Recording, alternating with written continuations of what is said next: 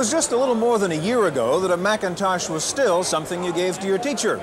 But today there are hundreds of thousands of Macintosh computer owners, and the Mac even gets its own computer show here in San Francisco. Is the Macintosh the computer for the rest of us? And who are the rest of us? We'll find out next as we take an in-depth look at the Macintosh on this edition of the Computer Chronicles.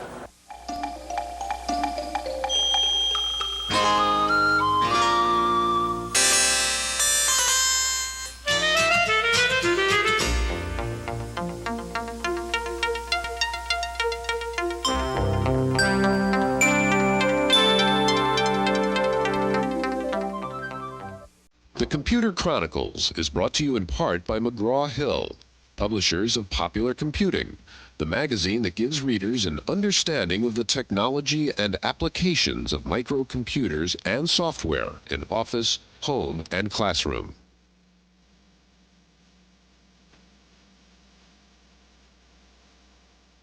Welcome to the Computer Chronicles. I'm Stewart Cheifet. This is Gary Kildall, and this little guy is the star of our show today. There's a pun there, but we'll get to that later. The Macintosh has certainly been a big success by any measure, Gary, and we're going to be talking about the Macintosh today. It's interesting, though, in that the Mac didn't really represent technological innovation so much as an innovative use of graphics, certainly, and a user-friendly interface. So the story of the Mac really is about the importance of those two things, isn't it? Well, you know, the Mac style interface has its origins really in work that was done over 10 years ago, so that's not new. But what the Mac has really brought us is really affordable, high-resolution graphics, and that leads us to a whole new generation of software where pictures and text are both important. In fact, it's really not just the ease of use, but really we're leading into applications that just couldn't have been done unless we had that high-resolution graphics.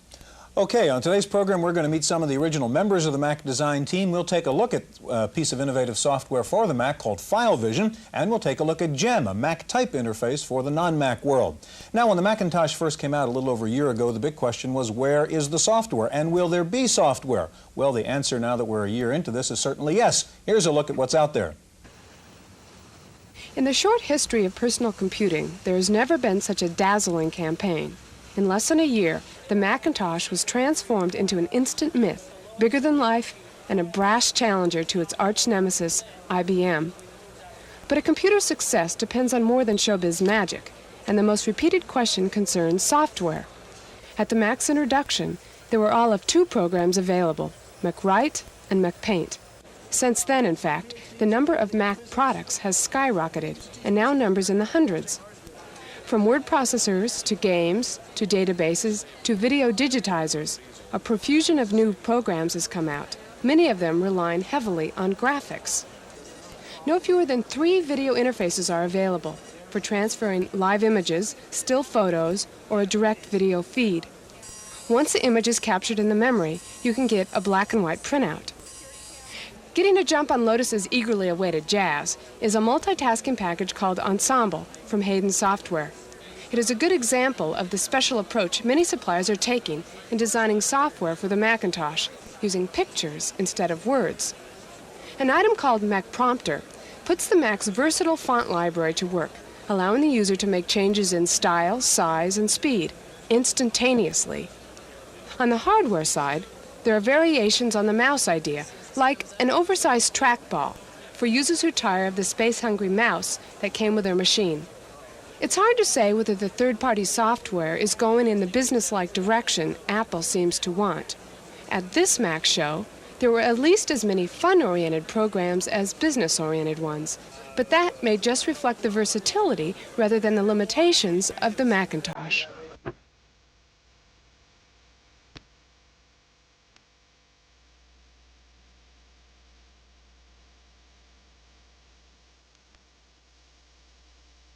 Joining us now is Bob Foster. Bob is Vice President for Marketing at Telos Software, the makers of FileVision. And next to Bob is Joanna Hoffman. Joanna was part of the original Mac design team, and she's now in charge of product marketing for the Macintosh. Stuart, we're at a point now in the industry where we have processors like the Motorola 68000, Intel 286, a half a meg of memory is sort of standard, and we have high-resolution graphics like the Macintosh. And it leads us to a whole new level of software where graphics is a very, very important part of the application. Joanna, what kind of vision did your group have in terms of the new applications you'd see on the Mac? Well, we knew that what we were creating was basically the clay from which everything else was going to spring. We were creating the raw materials for people to be able to build on top of and make phenomenal applications in the future. If you think about the history, and if you look at the Apple II, for example, we couldn't have conceived of having products like VisiCalc or AppleWorks or things like that running on this little machine. So you felt like basically you were creating a tool and you weren't really sure where this tool was going to lead. Well, we knew it was going to lead into probably the next generation of software, but we didn't know to what extent, for example, and to how quickly these things would come along. And for example, FileVision was something that we couldn't have possibly predicted. What we were hoping to do is provide enough tools in terms of very easy user interfaces, well-defined, built into the system so that all software developers had the tools at their fingertips. The whole point of the machine was to make it not only extremely powerful and useful, but also extremely easy to use. Now, these applications that we're talking about that are really use graphics where we couldn't have used graphics before, you brought one example with you here. Can you show us what that's about? Yes, this is a Macintosh project, for example. Anybody who has done project planning realizes that there are many, many components to planning out a project, and it really helps to see everything visually graphed out and put in front of you. Sometimes if you walk into a corporation's planning headquarters, for example, you will see walls strewn with paper and project plans all over them. On MacProject, you can do it directly on the screen. For example, here we have a development project being planned out with all the resources and the scheduling, and you can easily see the progression of the project, what's in the way, all the milestones are sketched out. If I, for example, want to go and say, oh, well, this becomes a major milestone, I can go and easily change that to a milestone right here. And now the project knows that this is something that absolutely has to take place before anything else can be completed. And so it's very visual, and you can enter things and plan things out and this see them is a in good different example, formats. again, of something that you couldn't do on a, let's say, a teletype, obviously, or a teletype or cathode ray tube display. Oh, absolutely. But also, you know, there are so many views on the same project. For example, this is another way to look at the project and to see how things are going to fall out in the scheduling and so on. Now, this is very graphical in its nature, and this is the kind of thing we're looking at. How about FileVision? Yeah, we're kind of in a similar situation. As Joanna was saying, what we were doing is that we had designed a product and we're looking for a machine for it. We knew that we wanted to lead the next generation of software products, and we knew the way to do that was by integrating visual aspects into the software so that it became more intuitive for people to use. And we actually started building FileVision over 3 years ago, and the market research that we did for it, we brought it up on a prototype on smaller machines just to bring it out into the field and to show it to people. And then and we actually sat it on the shelf and waited for a machine to come along that would allow us to do what we wanted to do. Our background is from mini computers and mainframe computers, and we did imaging software for the satellite program, and we're aware of how important images and graphics were to business. But there was a luxury that only large businesses could afford. Well, let's take a look again at this approach of, here's a database product. And most database products have textual orientation. You type in a little command, a Boolean expression that says, I like to find this and this or this. And as a result of that, you might get a paragraph back telling you about a retrieval of some sort. Now, my understanding is FileVision approaches this from the standpoint of you have pictures and graphics that you'd like to manage in some way. Yeah, exactly. What we've done is that we've integrated together an object-oriented drawing system and a filing system, such that every object that you have, which is normally thought of as a file or a record that you kept in your filing cabinet, in this case, it's an object that's on a screen, and that object is associated with a record and the data behind that object. Just a second here, we'll have one up for you to look at. What is the demo you're going to show us, Bob? What I'm going to show you here is, this is a map of the United States, and this is a standard demo that we ship with all FileVision so people can get a chance to practice and to work with FileVision. And the map of the United States, each of the objects in this database are in fact the states, and here they are on the screen. Such if I touch the state of California, you'll notice down here that it tells you that's California. You reach over here, and if you don't know what that state is, turns out it's Colorado, it tells you that. And there's a little info button lit over here, which means it's going to give you the information about that. We're now linking off into the filing portion of FileVision. And this is a file form, and this is Colorado, and this is the data that we're keeping behind it. In this case, it's different from other kinds of database systems, and they're very static, and you have to figure out beforehand what you're going to do. Could you show us how to do a Boolean expression, for example, using FileVision? Okay, I'll just close this file here. I'll go over to what we call Tinker menu. Again, we don't want to scare people with phrases like Boolean expressions. And instead, you just highlight some, which means that you're going to highlight some of these states based upon the data that's underneath them. In this case, I'm going to look at those states that have greater than or equal to 50 computer stores in them. And I say done. Now, this idea is similar from when you go into people's offices. You see that they have maps on the walls with pins in different colors. Well, FileVision obsoletes that. We've now redrawn the map based upon the data that's underneath it, and I can shade them a slightly different shade. And I'll shade them this shade. Okay, the map is now highlighting which states, Bob? The states that have at least 50 computer stores or more. And then if I cancel the highlighting here, you'll see that we've redrawn the map such that you can quickly view the United States map and see which have more than 50 computer stores. You have some sorts of provisions in here then that you can build these, build new pictures and store away pictures and categorize them and so forth. Yes, you can build just literally hundreds and hundreds of pictures. Not only that, people are out developing FileVision files that independent people can buy where the stuff is already drawn for you. Right. Well, Bob, that's a very impressive use of the kinds of graphics and power you were talking about, Gary. In just a moment, we're going to take a look at the Macintosh push into the business and office world, and we're going to meet a man who used pull-down menus before anybody ever heard of a Macintosh. So stay with us.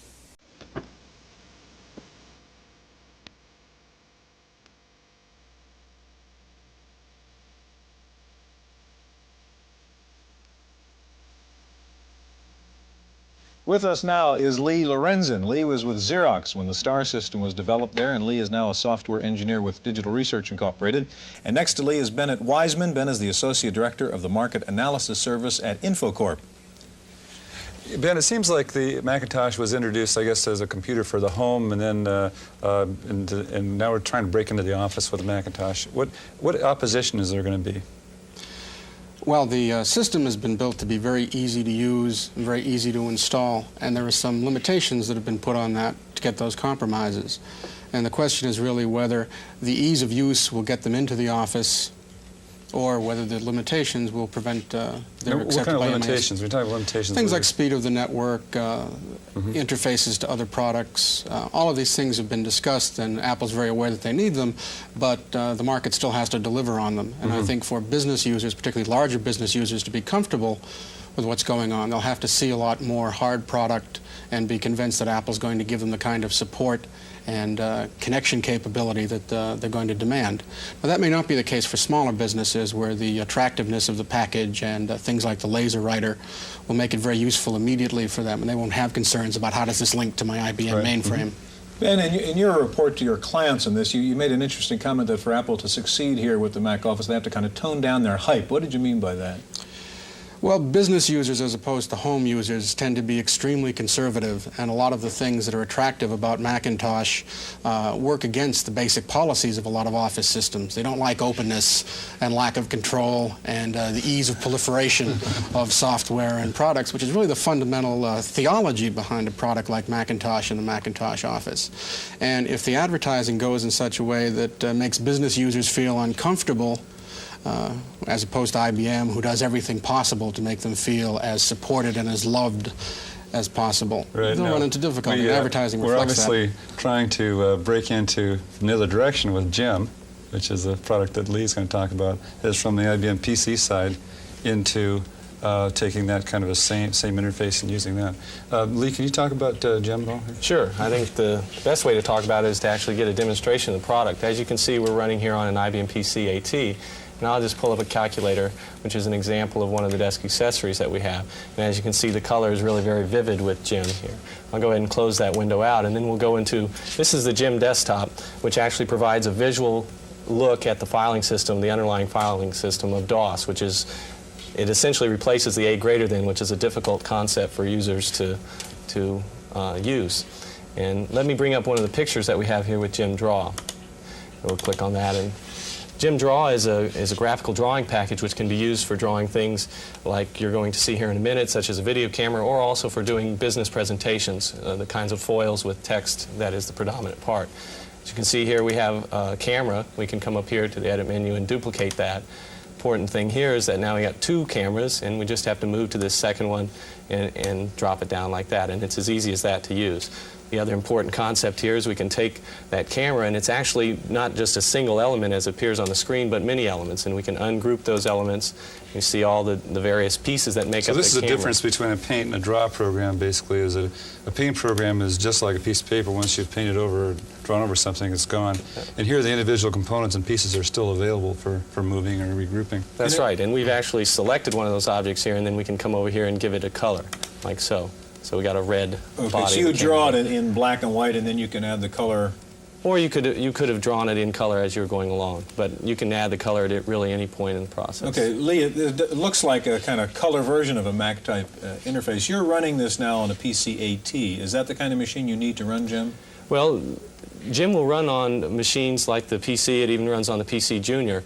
It requires 256K of memory and obviously some kind of graphic screen to run. However, when you actually get into versions that support the color, it does take a machine more the horsepower of an AT or a Tandy 2000, that type of machine, to really handle the color effectively. Okay, Lee, thanks. With Mac now moving into the office arena and the business arena, some products have become very important. On the software side, one is Jazz. On the hardware side, as we've heard, the Apple LaserWriter. We have a report. When the developers of Lotus 123 announced that they were working on a similar package for the Macintosh, Apple saw it as a major step forward for the Mac. The idea of a multifunctional software package designed for the graphics environment of their new computer seemed like the ideal project.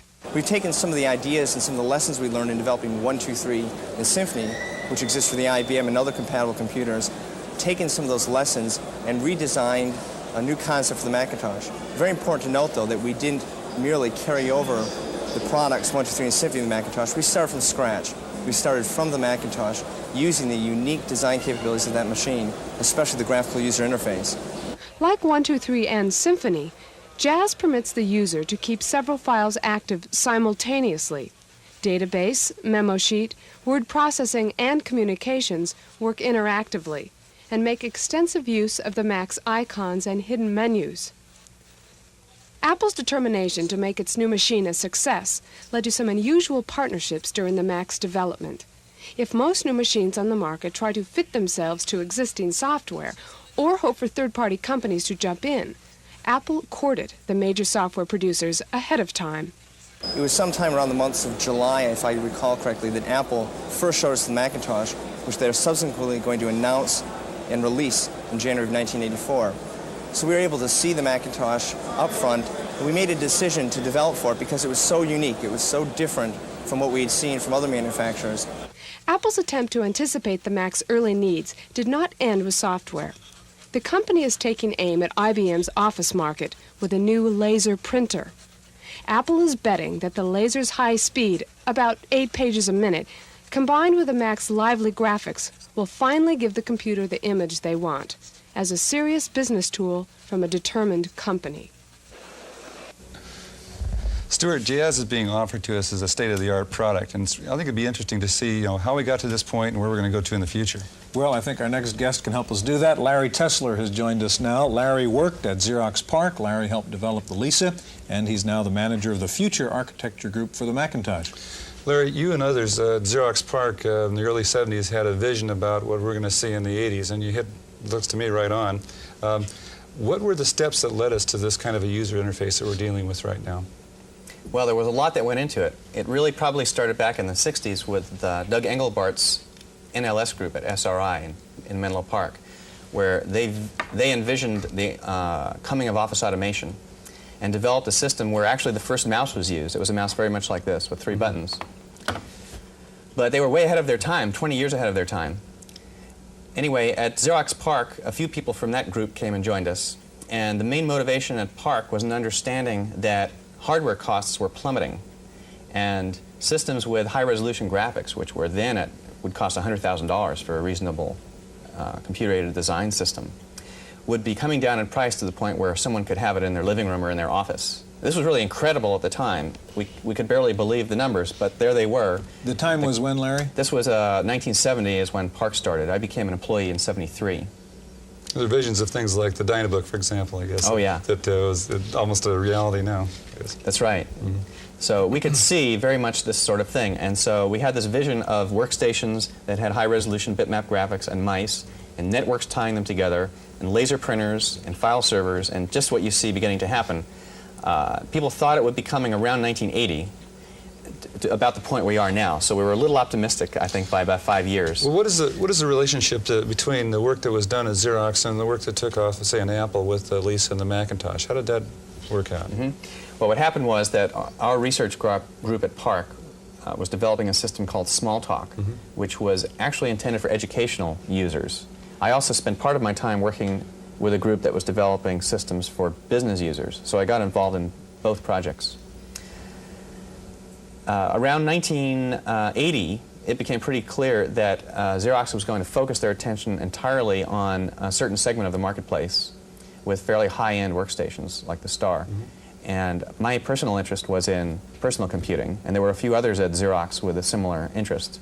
So several of us all moved to Apple and brought with us this inspiration to pursue the Smalltalk work, which was well known in the academic community, but it wasn't really being taken advantage of by any manufacturers. That's interesting now that Apple is trying to move into that office automation area. Mm-hmm. Ben, what do you think about the Xerox Star? Is that a viable product? It's still very much a live product. I know not people are aware of its history, but it has gone through 5 major software revisions.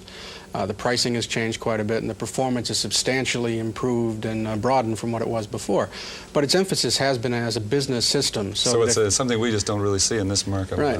What about the future? Where is this thing going? What kind of things? You had a good vision, say, 10 years ago. What's going to happen in the next 10 years as far as this? Well, I think there'll be some improvements still in visual presentation and pointing devices, but I think the main change we'll be seeing is in the area of communications. The ability for information in corporate databases to be downloaded into personal computers and actually usefully processed. The ability for people to prepare routine work to have it done for them by their machine.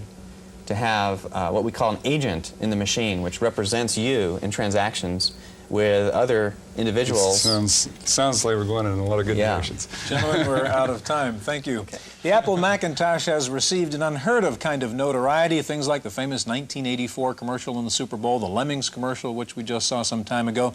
Yet we heard on this program that the whole media hype may be a problem for Apple as it approaches this business market. Our commentator Paul Schindler has some thoughts on Apple's media image. The two Macs in this world, the Apple Macintosh and the McDonald's Big Mac, have a lot in common. They're both over-advertised, shiny boxes whose contents disappoint. Now look, I know the people that designed the Apple Macintosh say they meant it to be a business machine from the start. And I know they say there's now hundreds of business software packages available for the Macintosh. But that doesn't convince me. You can call a mouse an elephant for a week if you want. You can even take out full-page ads in the paper. In the end, both are going to be gray and both will have tails, but anyone who takes a close look is going to be able to tell the difference. Apple wants the Macintosh to be taken seriously in the office, and I'm sorry, but I just don't think that's ever going to happen. The machine is wonderful, but it's flawed. It's too expensive, it isn't fast enough, and it's in black and white. I just don't get it. Apple used the world's finest technology in the Mac and produced a machine with an entertaining disk drive sound that users spend too much time listening to. It's got a small screen, it's great for graphics, but it's overkill for words and data. I like Apple. I wish them good luck in breaking IBM's hegemony over the personal computer market. I just don't think Mac is the answer. That's my opinion. I'm Paul Schindler.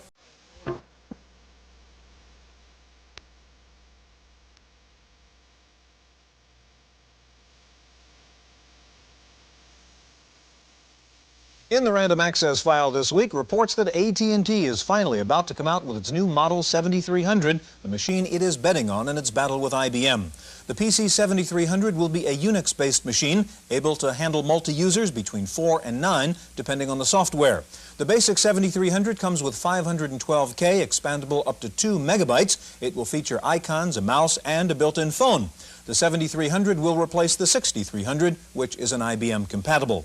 Meanwhile, in Boca Raton, rumors are that IBM will soon be announcing the PC2, reportedly a lower-cost version of the AT. The PC2 will essentially replace the PC and the XT. Sources say the new PC2 could be priced around $1,000. Morrow Computers has announced a new 25-line version of its Pivot portable computer, and to keep sales of the 16-line model going, Morrow has cut the price on the Pivot by $1,000. Current owners can upgrade the original Pivot by paying the extra $1,000. Commodore is finally showing its new lap portable. It's got 16 lines by 80 columns, a built-in modem, business software in ROM, and 32K of RAM. It's expected to sell for under $600. And new details coming out on the upcoming Atari 130 ST. The basic 128K model will sell for around $400. It will feature DRI's GEM user interface with icons, windows, and pull-down menus, and Atari says it will offer a 10-megabyte hard disk for $600. On this week's software review, Paul takes a look at TopView, the new IBM user interface. You know, people can easily do two things at once, like talk on the phone and take notes. But one of the most frustrating things about PCs is that they can only do one thing at a time. Use your modem, forget about your word processor. IBM noticed this, so they came up with a multitasking operating system called TopView. Well, TopView is easy to use, but it's hard to install unless you want to buy all your software from IBM. Now, IBM says you need 256K of memory, 2 floppies, and no mouse. I say you need more like 512K of memory, a hard disk, and a mouse for sure. Using the cursor keys with TopView is like trying to scrub your screen with a toothbrush. Now, no one would say that IBM ignored the color capabilities of the PC when it wrote TopView. Here's a few screens of the tutorial which comes with TopView. It is by far the easiest way to learn how to use the program. Like everyone else, IBM assumes you'd rather not use DOS, so it provides a DOS helper called DOS Services. TopView's problem? It has to be made aware of your programs. Now, IBM makes this easy for their software and harder for software from elsewhere.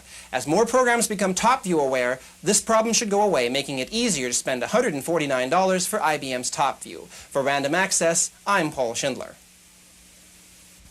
The IRS has fouled up again, this time delaying tax refunds due to problems with its new computer system. The feds are about 5 million refunds behind last year's schedule due to installation and training problems associated with its new $100 million computer setup.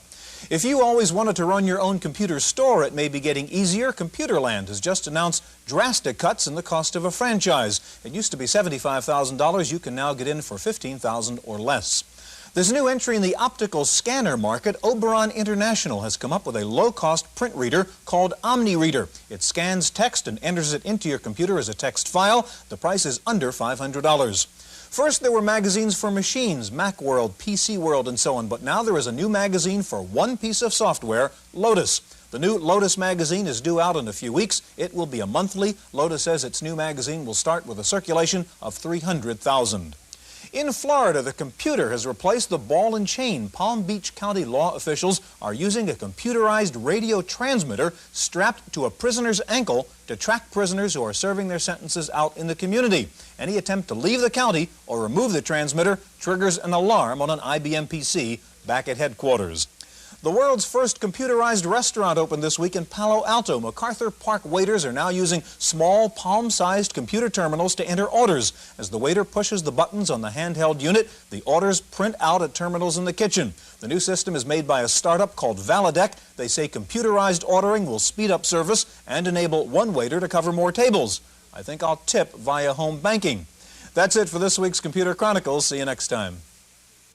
The Computer Chronicles was brought to you in part by McGraw-Hill, publishers of Popular Computing, the magazine that gives readers an understanding of the technology and applications of microcomputers and software in office, home, and classroom.